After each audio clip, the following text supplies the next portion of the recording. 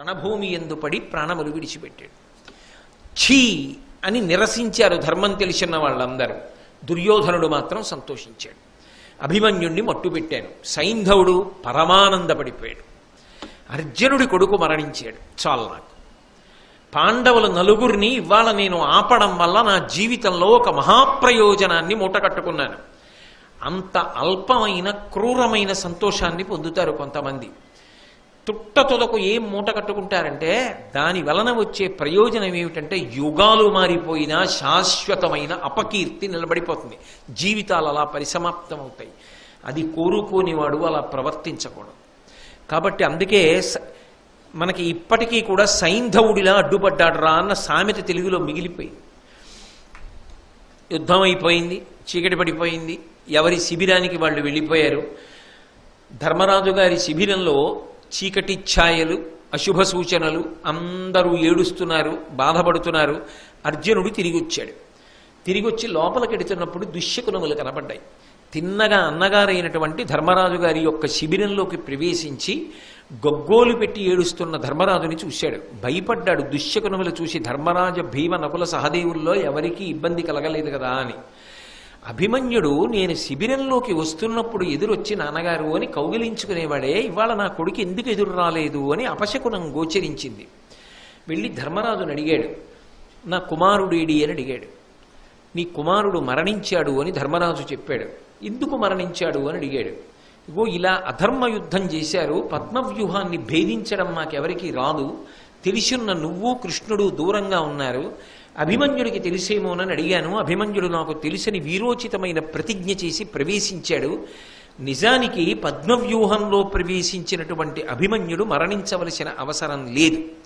వెనక మేము వెళ్ళగలిగి ఉంటే మేము వెళ్ళేవాళ్ళం, వ్యూహాన్ని భేదించాడు కాబట్టి. కానీ ఒకనాడు ద్రౌపదీదేవి జోలికొచ్చాడని మన చేత పరాభవం పొందినటువంటి సైంధవుడు పరమశివుడి గురించి తపస్సు చేసి ఒకరోజు మాత్రం నలుగురు పాండవులు ప్రవేశించకుండా పొందినటువంటి వరాన్ని, ఓడించగల వరాన్ని ఉపయోగించుకొని మమ్మల్ని పద్మవ్యూహంలోకి ప్రవేశించకుండా అడ్డుపెట్టాడు.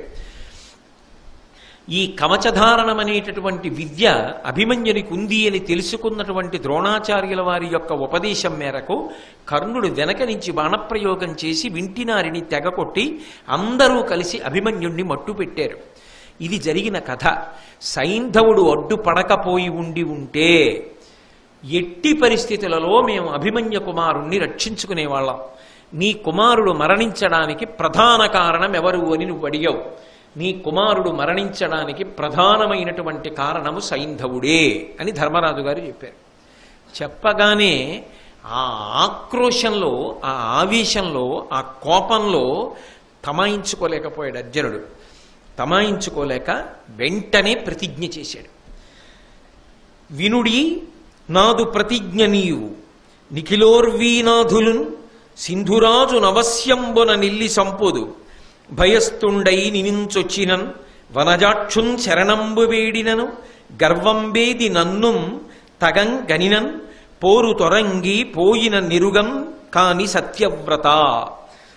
ధర్మరాజా విను, మిగిలినటువంటి అందరి రాజులు వినండి, నేను ప్రతిజ్ఞ చేస్తున్నాను. 4 కారణముల వలన మాత్రమే సైంధవుణ్ణి చంపను. ఈ 4టిలో ఏదో ఒక కారణాన్ని సైంధవుడు ఎంచుకోలేకపోతే చంపేస్తాను. అప్పుడు కూడా ఎంత ధర్మం పాటించాడో చూడండి. ఏది ఏమైనా చంపేస్తానని అనలేదు అర్జునుడు. 4 కారణములను దాటితే చంపుతాను. ఏమిటా 4 కారణములు? వినుడి నాదు ప్రతిజ్ఞ నీవు నిఖిలోర్వీనాథులం సింధురాజు నవస్యంబు నిల్లి సంపొదు, భయస్తుండై నినించొచ్చినన్.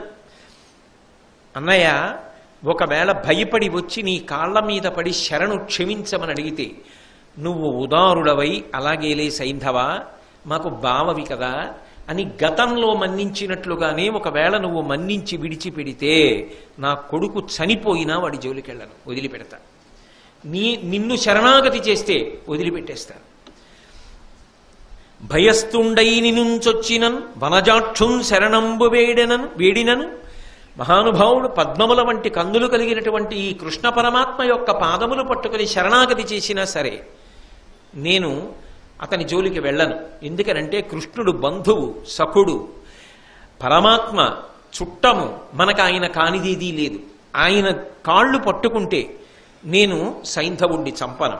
అలాగే గర్వం వేది నన్ను తగం కనినం, ఒకవేళ నా దగ్గరికే వచ్చి అయ్యా నా తప్పైపోయిందని చెప్పేసి గర్వాన్ని అతిశయాన్ని విడిచిపెట్టి ప్రార్థన చేసినా కూడా చంపను, వదిలిపెట్టేస్తాను. ఏమి ఉదార హృదయులండి వాళ్ళు, ఏమి ధర్మం వాళ్ళది, ఏమి క్షమించగలిగినటువంటి విశాల హృదయాలు వాళ్ళవి. వాళ్ళ హృదయాలు అమృతం చేత తడిసిపోయిన హృదయాలు. యువతల వాళ్ళవి పాషాణ హృదయాలు, హాలాహలం చేత హాలాహలం చేత తడిసిపోయిన హృదయాలు. కాబట్టి నా కాళ్ళు పట్టుకున్నా సరే నేను వదిలిపెడతాను. మన కాళ్ళు పట్టుకోవడం కష్టంగా ఉంటే, నీ కాళ్ళు పట్టుకోవడం, కృష్ణుడి కాళ్ళు పట్టుకోవడం, నా కాళ్ళు పట్టుకోవడం కష్టం అనిపిస్తే బోరు తొరంగిపోయినను, పోరులోంచి అంటే యుద్ధంలోంచి విడిచిపెట్టేసి ఇక నేను యుద్ధం చెయ్యను అని వెన్ను చూపించి యుద్ధరంగానికి రాకుండా వెళ్ళిపోయినా సరే నేను వాడి జోలికి వెళ్ళను, వదిలిపెట్టేస్తాను. ఈ నాలుగిటిలో ఏది చేసినా సరే నేను సైంధవుడి జోలికి వెళ్ళను. ఈ నాలుగిటిలో ఏది చేయకపోతే మాత్రం వదిలిపెట్టను.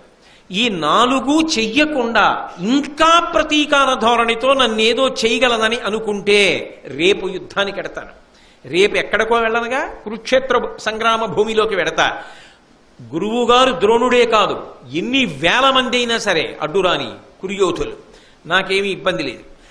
బాలధ్వంసకు ఆ దుశ్శీలుం కాచుటకు నన్ను చెనకిన అస్త్రజ్వాలల కౌరవ యోధుల దూలించుచు వాని గవియుదున్ జటులగతిన్. ఒకవేళ ఆ బాలధ్వంసకుడైనటువంటి ఆ దుశ్శీలుణ్ణి రక్షించడం కోసం కౌరవ యోధులు ఎన్ని వేల మంది అయినా సరే అడ్డుపడని నేను మాత్రం ఉపేక్షించను. వాళ్ళ అండ చూసుకుని బ్రతికిపోతానని అనుకున్నాడా, విడిచిపెట్టే సమస్యే లేదు. నా అస్త్రముల యొక్క జ్వాలలలో వాళ్ళందరినీ కూడా భస్మంగా చేసి చిట్ట చివర సైంధవుణ్ణి చంపేస్తాను. దానికి చాలా రోజులు తీసుకుంటాననుకుంటున్నారేమో, అలా యుద్ధం చేసి చేసి చేసి చేసి సైంధవుణ్ణి చంపుతాననుకుంటున్నారేమో, అలా ఉండదు. రేపు సూర్యాస్తమయం లోపల చంపేస్తాను. అంతేకాదు, నేను నా మాట నిలబెట్టుకోలేకపోతే, అలా నేను కానీ యుద్ధంలో సైంధవుణ్ణి చంపకపోతే ఇట్లు చేయనైతినేని గురుద్రోహగతికి ఒట్లు పెట్టడం మొదలుపెట్టాడు. నేను అలా చేయకపోతే రేపటి సూర్యాస్తమయంలోగా నేను కానీ సైంధవుణ్ణి మట్టు పెట్టలేకపోతే నాకు ఎన్ని పాపములు సంక్రమిస్తాయో తెలుసా? ఇక్కడితో పోకూడదు, నాకు ఊర్ధగతులు కూడా చెందకుండుగాక, నేను మహాపాతకములను చేసిన వాడనగుదునుగాక. ఎటువంటి పాతకములు అంటే గురుద్రోహి గతికి, గురువులకు ద్రోహం చేసినటువంటి వాడు ఎంత భయంకరమైన పాపాన్ని పొందుతాడో అటువంటి మహాపాతకాన్ని నేను పొందదనుగాక. రేపటి లోపల సైంధవుణ్ణి చంపకపోతే ఇన్ని పాతకములు అర్జునుడికి చుట్టుకుంటాయి. ఇక్కడతో పోదది, తర్వాత తర్వాత కట్టి కుడిపేస్తుంది, సమస్త తేజస్సుని హరించేస్తుంది. ఆయన జీవితంలో చేయలేదు ఎటువంటి అధర్మం, అయినా సైంధవుణ్ణి చంపకపోతే నాకు ఈ పాతకములు చుట్టుకునుగాక ప్రతిజ్ఞ చేసేస్తున్నాడంతే. అది అతిశయమా, ధైర్యమా, కోపమా, విచ్చలవిడితనమా, ఔచిత్యాన్ని మరిచిపోయాడా తెలియదు. కానీ ప్రతిజ్ఞ చేస్తున్నాడు. గురుద్రోహి గతికి, బ్రహ్మఘాతి గతికి, బ్రహ్మహత్య చేసినటువంటి వాడు ప్రయత్నపూర్వకంగా ఎవడుంటాడో అటువంటి వాడికి పట్టినటువంటి మహాపాతకము నాకు చెందుగాక. మద్యపానరతుని గతికి, ఇవన్నీ పంచమహాపాతకాల్లో పాతకాలు ఇవన్నీ. బ్రహ్మ హే మహారీచ సురాపో గురుతల్పక అని చెప్పి 4 పంచమహాపాతకాలు. బ్రహ్మహత్య చేసినవాడు, హే మహారీచ బంగారం దొంగిలించినవాడు, సురాపో కళ్ళు తాగడం, గురుతల్పక గురువుగారు లేని సమయం చూసి గురుపత్ని పడుకుని ఉండగా మంచం మీద పడుకోవడం, అంతకన్నా నోటితో కూడా నేను ఉచ్చరించను. గురుద్రోహం చేయడం, ఇటువంటివి చేసిన వాడు ఎవరుంటాడో అవి చేసిన వాడని తెలిసి కూడా అటువంటి వాడిని నా మిత్రుని చెప్పడం 5వ పాతకం. కాబట్టి తత్సంసర్గీచ పంచమః, అటువంటి వాడు నా స్నేహితుడు అని చెప్పుకున్నా కూడా అలా చెప్పుకున్నవాడు 5వ పాతకాన్ని చేసినవాడు అవుతాడు.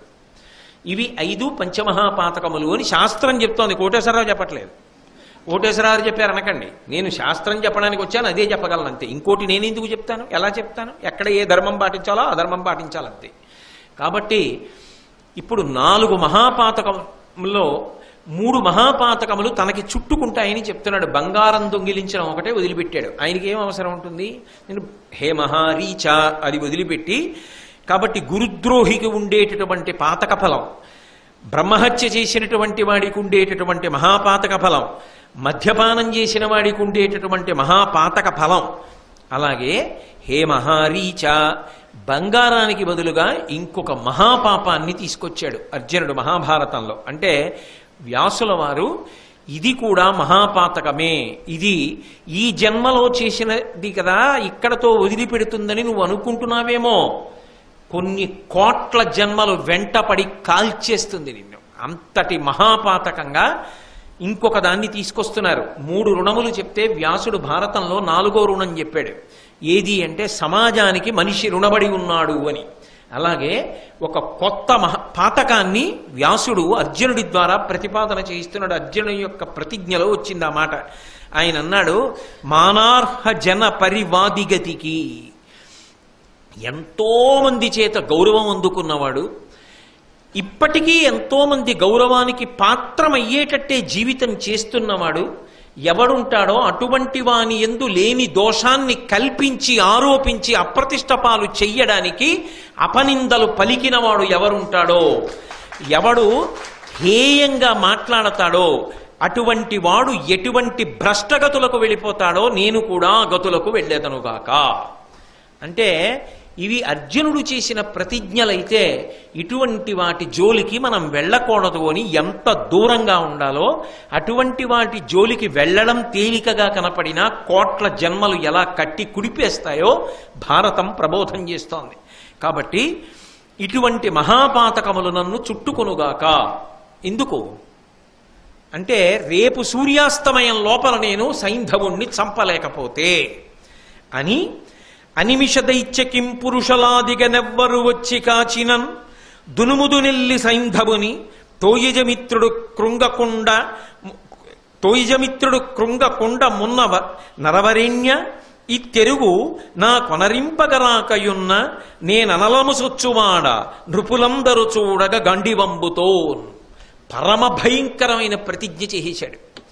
రేపు సూర్యాస్తమయం వేల్టికి నేను కాని సైంధవుణ్ణి సంహరించకపోతే, సూర్యాస్తమయం అయిపోయింది, సైంధవుడు బ్రతికున్నాడు, నేను పైన చెప్పిన 4 చెయ్యలేదు, నాకు ఎదురు నిలబడి బతికాడు అంటే సూర్యాస్తమయం అయిపోగానే అగ్నిని రగల్చి గాంధీవాన్ని చేత్తో పట్టుకుని అగ్నిలో ప్రవేశించి శరీరాన్ని వదిలిపెట్టేస్తాను. గాంధీవాన్ని ఎందుకు? గాంధీవం పట్టుకుని అగ్నిలోకి ఎందుకు అంటే ఖాండవవాన దహనం చేసినప్పుడు ఆ అగ్నిహోత్రుడు ఇచ్చాడు గాంధీవాన్ని. అది తాను తేజోంశ సంభవుడు కాబట్టి ఇచ్చాడు. ఆ గాంధీవం మళ్ళీ అగ్నిహోత్రుడికి ఇచ్చి వెళ్ళిపోతాను. కాబట్టి నేను ఇక ఉండను. ఇటువంటి ఘోరమైనటువంటి ప్రతిజ్ఞ చేసేశాడు. ఇది ఇహమునందు ప్రమాదం, పరమునందు ప్రమాదం. ఇంత భయంకరమైనటువంటి ప్రతిజ్ఞ చేసేశాడు. ఇప్పుడు మీరు ఒకటి ఆలోచించండి, ఈ ప్రతిజ్ఞ చేశాడు కదా, ఈ ప్రతిజ్ఞలో అర్జునుడికి సౌలభ్యమా కౌరవులకి సౌలభ్యమా? కౌరవులకే సౌలభ్యం. వాళ్ళు అర్జునుడిని చంపక్కర్లేదు, సైంధవుణ్ణి వ్యూహంలో దాచగలిగితే చాలు. మేము దాచలేమనుకోవడానికి అటు పక్క సర్వసైన్యాధిపతి ద్రోణాచార్యుల వారు, ద్రోణుడే నిలబడితే వ్యూహాన్ని పన్ని ఎదురుగుండా నిలబడ్డాడనుకోండి, అర్జునుడు దాటగలడా? శిష్యుడు. ఎందుకంటే ధర్మం పాటిస్తాడు, అంత తొందరగా చేయడు. ఒక బాణం వేస్తే ఓ బాణం వేస్తాడు, 2 బాణాలు వేస్తే 2 బాణాలు వేస్తాడు, 3 బాణాలు వేస్తే 3 బాణాలు వేస్తాడు. ఈలోగా సూర్యుడు కదిలిపోతాడు. అక్కడ సమయం దాటిపోతుంటే అయిపోయిందంతే. సూర్యాస్తమయం అయిపోయింది అనుకోండి, పోనీ ద్రోణుడు వ్యూహరచన నైపుణ్యం లేనివాడా? ఆయన దగ్గర కదా వీళ్ళందరూ నేర్చుకున్నది. అవతల వైపు ద్రోణుడు తక్క వీరులు లేరా? అశ్వత్థామ ఉన్నాడు, బాహ్లికుడు ఉన్నాడు, శకుని ఉన్నాడు, శల్యుడు ఉన్నాడు, ఆ పైన ఇతరమైనటువంటి వీరులు అశ్వత్థామ ఉన్నాడు, కృపాచార్యుల వారు ఉన్నారు, కృతవర్మ ఉన్నాడు. ఇంతమంది వీరులు ఉన్నారు. ఇంతమంది వీరులు చుట్టూ రక్షణ వలయంగా నిలబడి సాయంకాలం వరకు సైంధవుణ్ణి కాపాడుకోగలిగితే చాలు. వాళ్ళు ఏం చేయక్కర్లేదు. అర్జునుణ్ణి దగ్గరికి రాకుండా ఆపగలిగితే చాలు, అయిపోయిందంతే యుద్ధం. ఎందుకో తెలుసా? అర్జునుడు చనిపోతాడు. అర్జునుడు చనిపోయాడు అనుకోండి, ఇంకేం యుద్ధం? అర్జునుడు లేకుండా కృష్ణుడు ఒక క్షణం బ్రతకడు. కాబట్టి కృష్ణుడు వదిలేస్తాడు శరీరం. అవతార పరిసమాప్తి చేసేస్తాడు. కృష్ణుడు అర్జునుడు వెళ్ళిపోయాక ఇంకా ధర్మరాజు భీముడు నకులుడు సహదేవుడు దుర్యోధనుల్లో బ్రతికుంటారని మీరు అనుకుంటున్నారా? ఉండరు. తమ చేతికి మట్టి అంటుకోకుండా అయిపోయింది యుద్ధం. మొత్తం పాండవ సైన్యాలు కాకావికలైపోతాయి, వాళ్ళంతటా వాళ్లే చచ్చిపోతారు అంతే అందరూ. ఎంత గొప్ప అవకాశం కౌరవులకి ఇచ్చేశాడు అర్జునుడు.